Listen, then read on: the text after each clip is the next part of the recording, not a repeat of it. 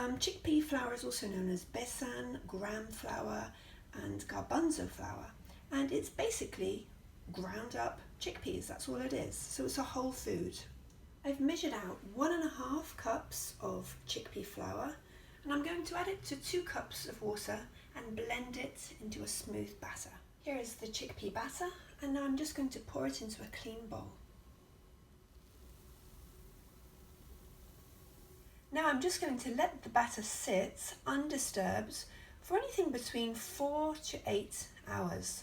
4 definitely being the minimum. If I want to have this for breakfast or for brunch, I actually prepare the batter before I go to bed. And that way the next morning it's ready. I'm ready to go. There's a nice little story about farinata. Now legend has it that farinata was discovered completely by accident. When back in the 13th century, the ships were returning to Genoa after a battle and they were hit by a violent storm. This caused the barrels of chickpea flour and oil to spill all over the deck. The ingredients mixed together with the salty seawater and formed a sort of batter. This batter dried in the hot sun and farinata was born. Now, I don't know if this is true, but it's a pretty cool story anyway. The chickpea batter has been sitting for about 10 hours, so let's have a little look. Okay, you can see that it has thickened up slightly.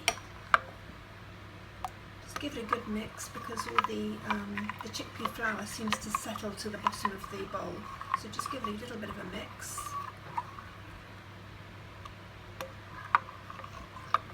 And now we're going to add some more ingredients.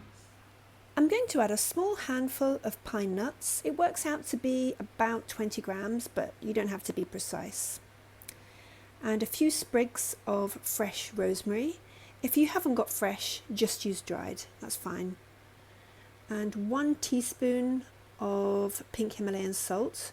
If you haven't got pink Himalayan salt, just use sea salt.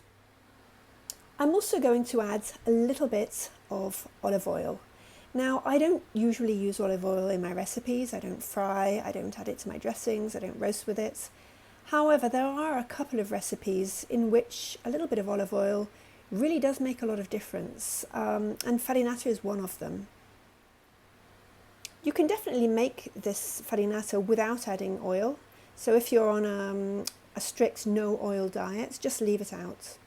Now I'm going to pour the batter into this preheated tray, which I've lined with parchment paper. Okay, so I poured the batter into the tray and then added the pine nuts and rosemary. And now I'm just going to pop it in the oven at 220 degrees. The farinata is ready.